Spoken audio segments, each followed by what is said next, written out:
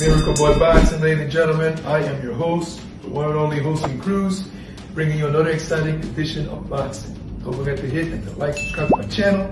It's always greatly appreciated. Stay tuned. Miracle Boy Boxing, ladies and gentlemen. I am your host, hosting Cruz, and guys, I am here to talk about Night 2 in Japan. As I spoke about Night 1 yesterday, with Takuma Inoue getting upset by Tsutsumi in a fight where he got completely outworked. This morning was Junto Nakatani, but before I get into Junto Nakatani, I'm going to get into the card results of Night 2 in Japan. Another exciting night of boxing. Now, it didn't start off exciting. I mean, it started off exciting, but then it didn't. The first fight did not end exciting. You know, we're talking about Anthony Olasacuaga defending his WBO 112-pound championship flyweight title against Jonathan La Bomba Gonzalez, ranked number 1 out of Puerto Rico.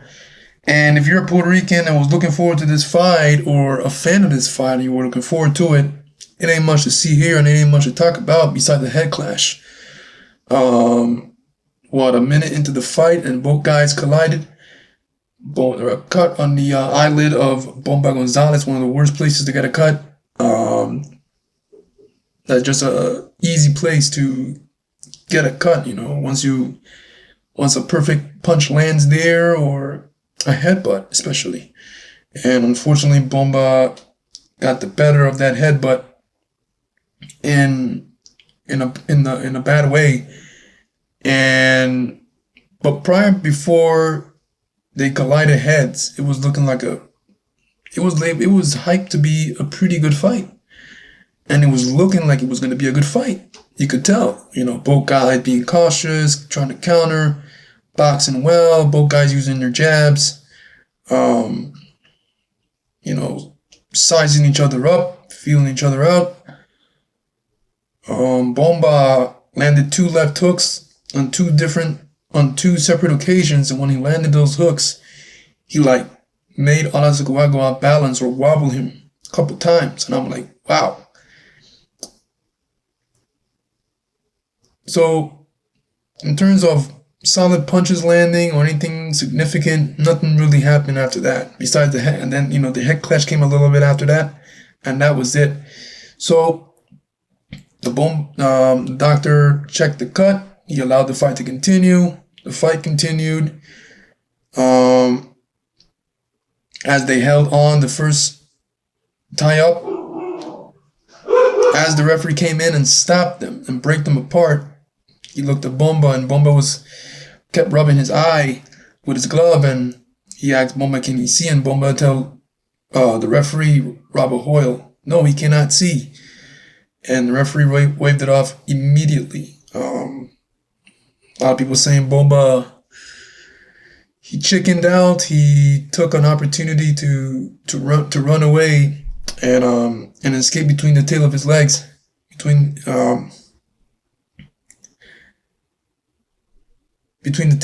his legs, put his tail between his legs, and that's not what happened. I mean, it may have looked so, but Bomba is world class. He's a former world champion, 3 title defenses. No one took the belt from him. He dropped the belt to move up in weight to take this challenge. He trained hard. He went all the way to Japan, and this was the least thing that he wanted to do. You know, we're not Bomba. I'm not Bomba. So for Bomba to, say he can't go, it's got to be serious. Again, it is what it is at this point. Nothing much can be done about it besides a rematch. Will he get that rematch? No one lost this fight, so Bomba was ranked number 1 coming in. So I think the rematch is possible. I would like to see it. We were kind of robbed of a good fight based on the outcome, but at this point, ain't much we could do. No contest. No contest. Olasacuaga retains, keeps his belt, and Bomba Gonzalez,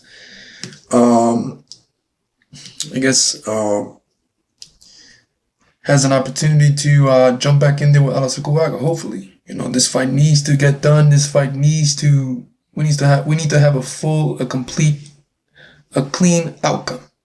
Who's really better than who?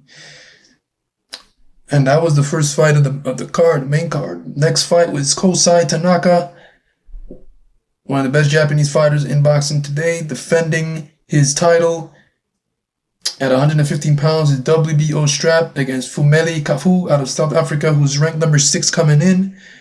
13-0, 1 draw, 8 KOs.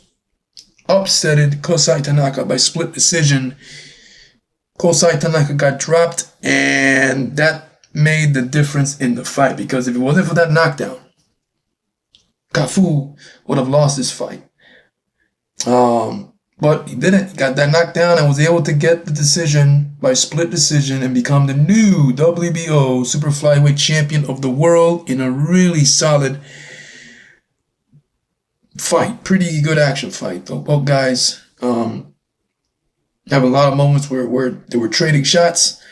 Kosei Tanaka rallied back after getting dropped and being behind on the cards. He rallied back and was able to finish strong. Very strong, to the point where he was able to get a split decision lost. Even though it was a loss, he didn't lose unanimous. Split decision, close fight. Like I said, the knockdown made the difference. If it wasn't for the knockdown, Kosei would have retained his title. But South Africa has a new champ with an upset win over Kosei Tanaka.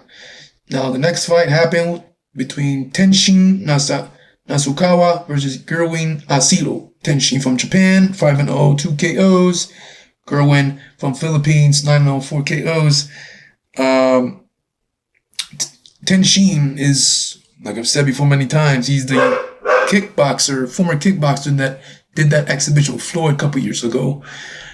He has transitioned from kickboxing now for some time to pro boxing, and he's 5-0 so far, and he's been sensational since then. He's actually ranked number 7 by the WBC. Actually ranked 3 by the WBC. So he's close in line to fight Junto Nakatani, who I'm going to talk about in the main event in a little bit. Pretty interesting. Put on a solid performance against Gerwin, and he was able to get that decision unanimously.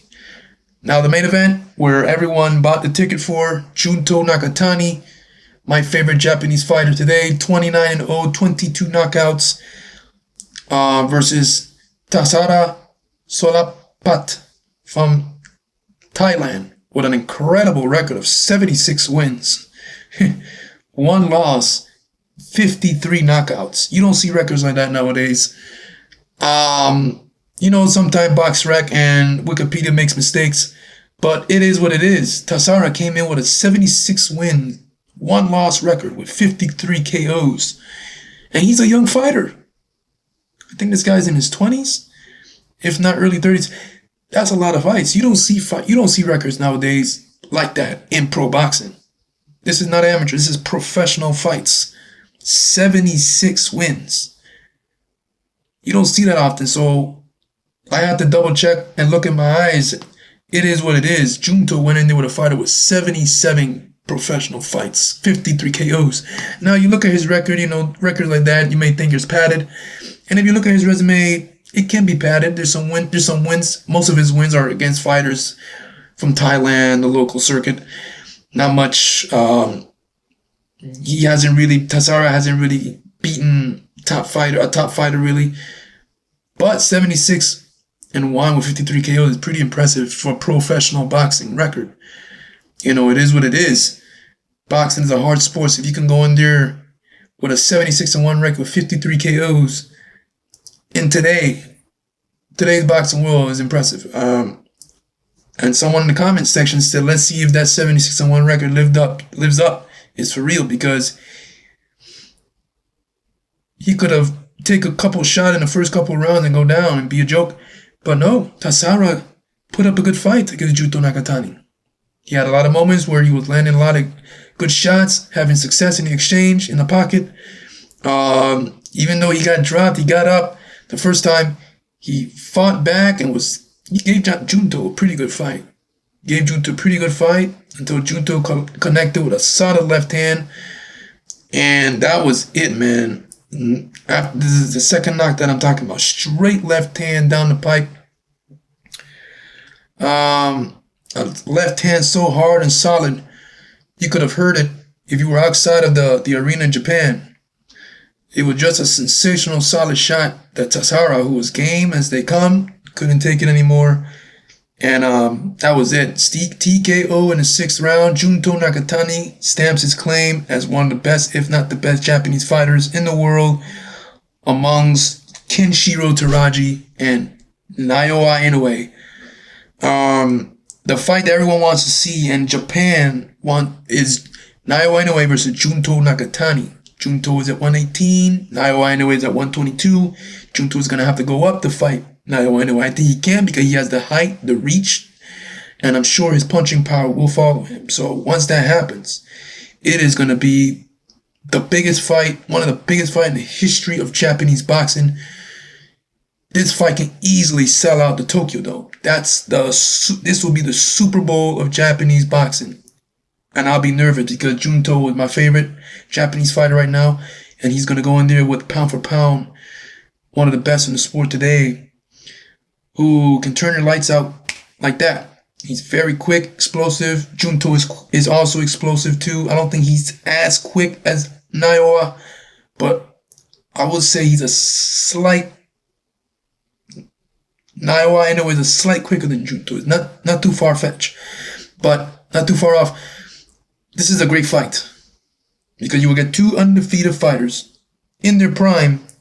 Both guys possess punching power, tremendous punching power, and accolades, man. A lot of titles, championship victories, and of course you will say Naoya Inoue has a better track record, but Junto has a pretty good track record as well. You know, he's got Alejandro Santiago. Junto has Alejandro Santiago, Tito Acosta, Astrovalio. This guy just knocked out a guy with 76 wins, 1 loss, 53 KOs. Regardless if you never heard of him, that's impressive.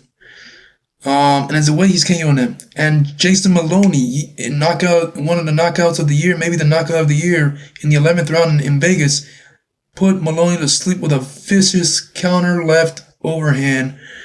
Man, so Junto versus Naoya Inoue. I know the post is going to be Naoya versus Junto, as it should. It's going to be a great fight on paper, and I'm sure it's going to be a great fight in the ring. So yeah, just wanted to come out here and talk to you guys about the card, night 2 in Japan. What a successful night of boxing in Japan for Taiken Promotions. And I'm looking forward to the next one. Miracle Boy Boxing, ladies and gentlemen, I'm your host, Jose Cruz. Don't forget to like and subscribe to my channel. It is always a pleasure to talk to you guys about boxing. And I'll see you guys in my next video. Peace.